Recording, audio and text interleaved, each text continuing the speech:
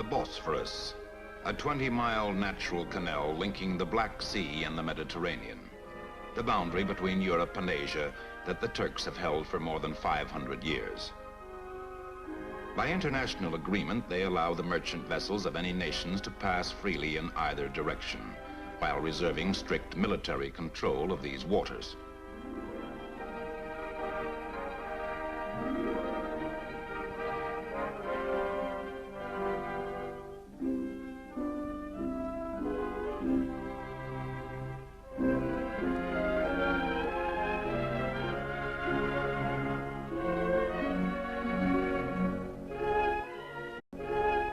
Within the Atlantic community, Turkey is the strong right anchor of a mutual defense organization that stretches from the Arctic Circle.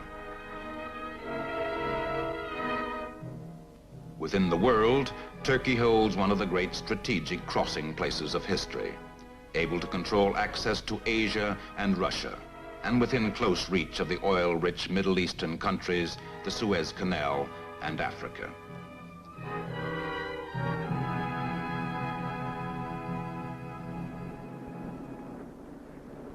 Istanbul, standing across the southern end of the Bosphorus, is no longer Turkey's capital, but it remains her greatest city and biggest seaport.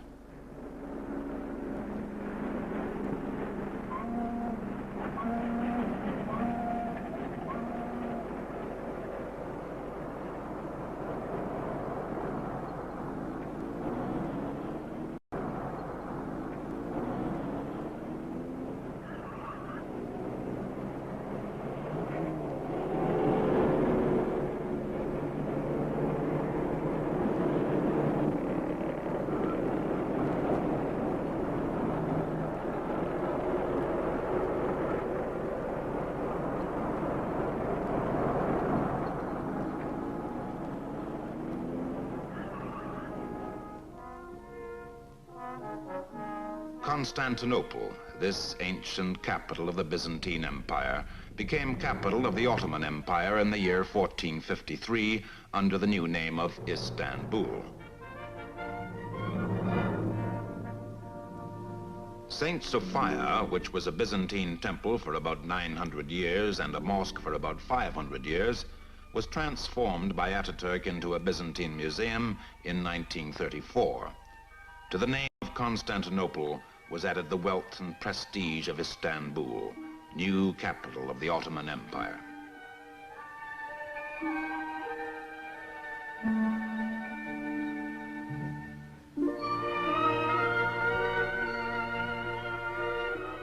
The wealth came from 3 continents.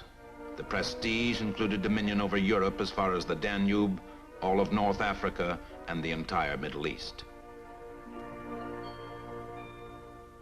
The unique fighting machine that secured this empire is commemorated in national military museums and by groups of bandsmen and troops that revive the marches of the once dreaded Janissaries.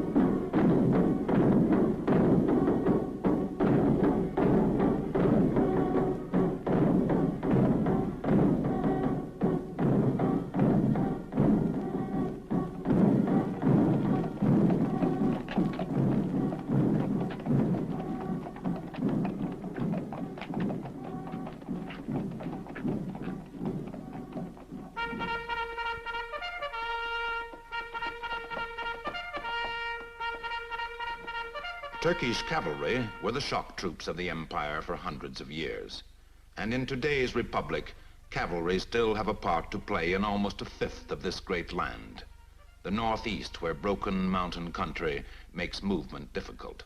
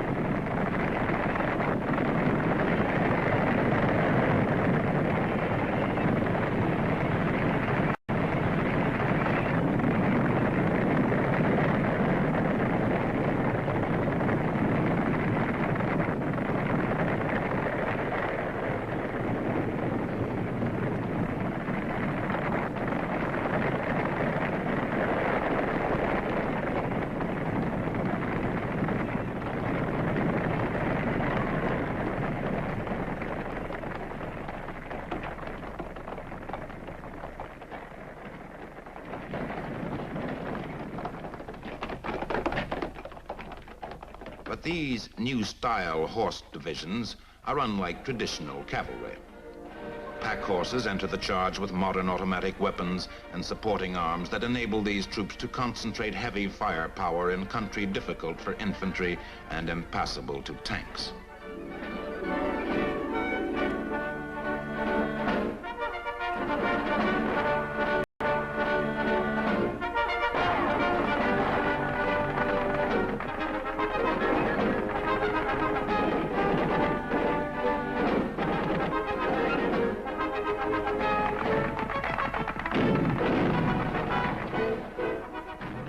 But most of Turkey's 28 active divisions are mechanized troops, tank brigades, and standard infantry forces.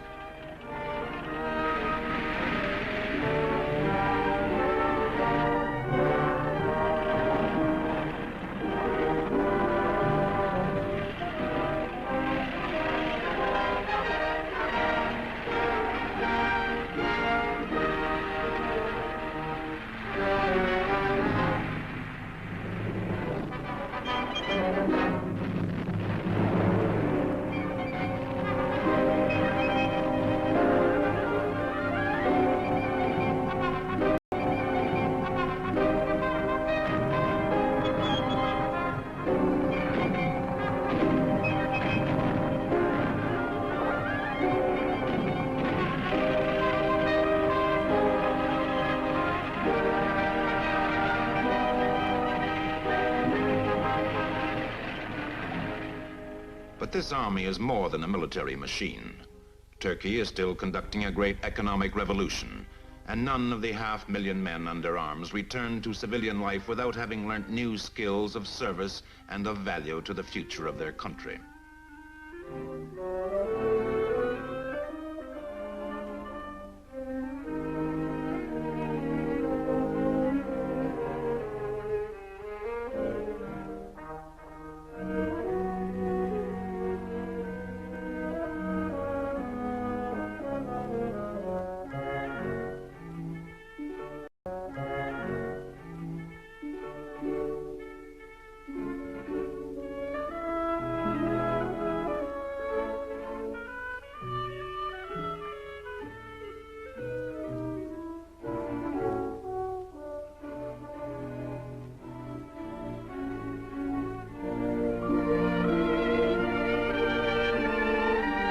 The land that these men are developing is the third largest in NATO, half as big again as France and larger than the state of Texas.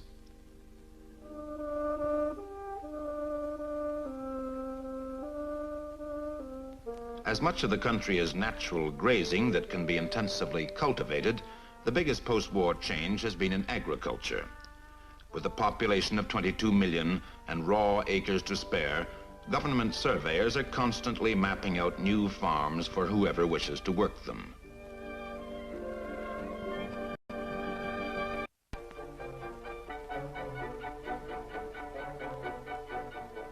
With the grant of land comes equipment, and to hasten the work, the government maintains farm machinery centers.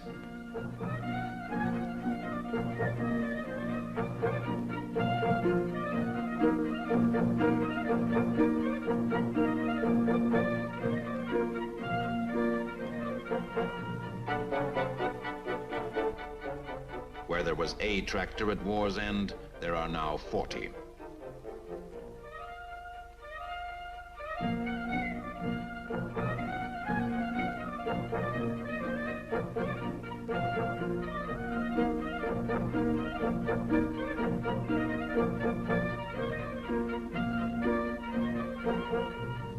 In 1947, not a pound of Turkey's wheat left the country.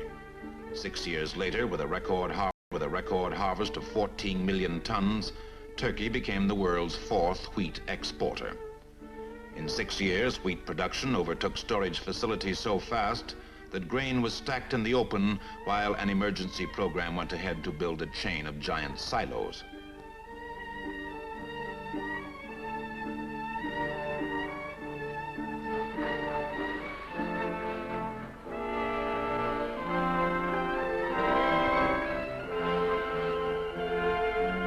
Of every 5 Turks, 4 are small farmers, and they were the first to benefit by this program.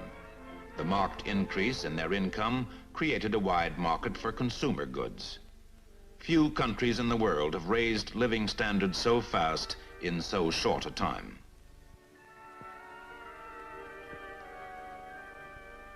This post-war economic revolution is a continuation of the sweeping change initiated by the late Kemal Atatürk, father of all the Turks, as he was named in love and honor by his people.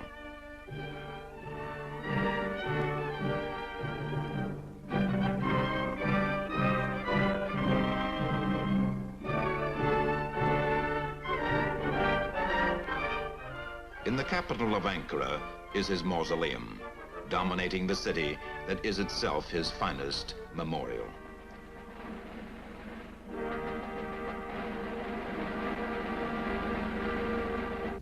The ancient Ankara that Ataturk found in 1920 was a half-forgotten mountaintop village.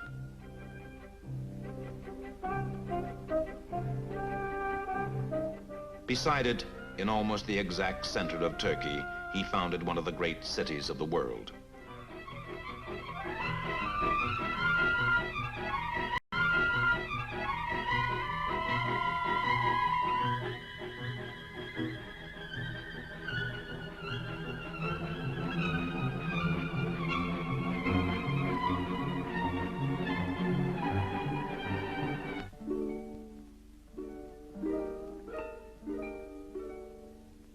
Freed from the veil and an inferior social status, Turkish women were able to establish themselves on equal terms in all professions. In medicine, and especially in teaching, they have played an indispensable part in wiping out the legacy of sickness and illiteracy of old Turkey.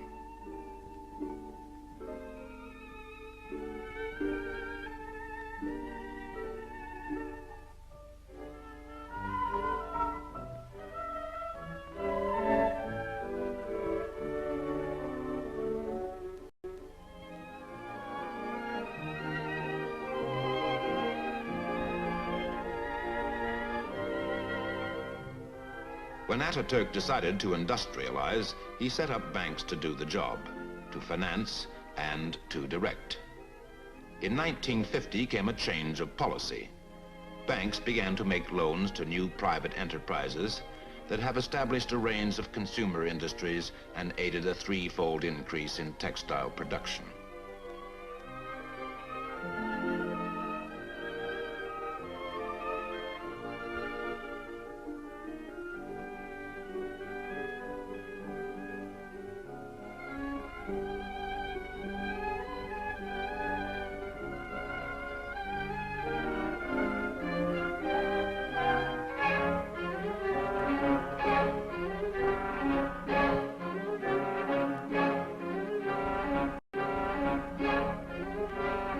Expansion of heavy industry continues under the direction of the banks. A tenfold increase in cement production is underway, and steel capacity has doubled.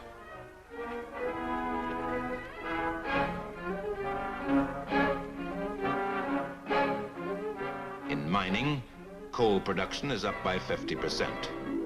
Twice as much copper is being extracted, and 12 times as much manganese as in 1948. Very soon, this development had outstripped available port facilities, so new harbor construction began.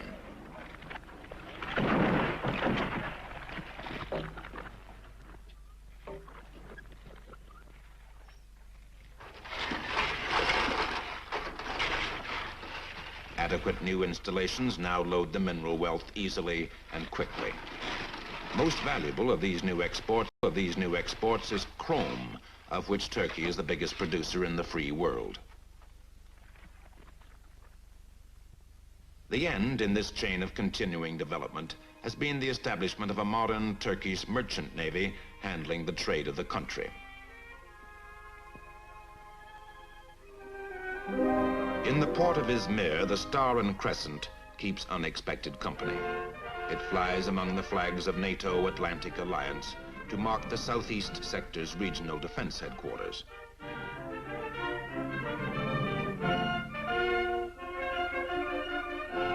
Together, the officers of three countries, Greece, Turkey, and America, coordinate land, sea, and air defenses as part of the Grand Atlantic Alliance.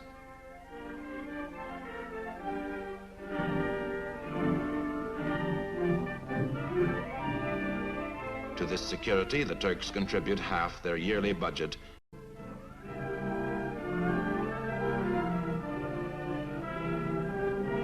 Strengthening the security of Greeks and Turks in this area is their tripartite pact with the Yugoslavs, a forging of defense bonds between three countries. The Turkish government that negotiated this agreement was elected in one of the most liberal elections of modern times.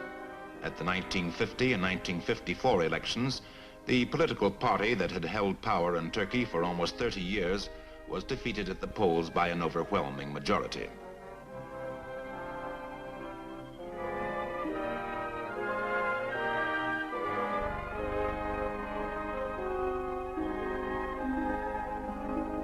Dedicated to a system of free multi-party democracy are the Turkish people, who have established the economic and military strength of their nation. Other Western nations.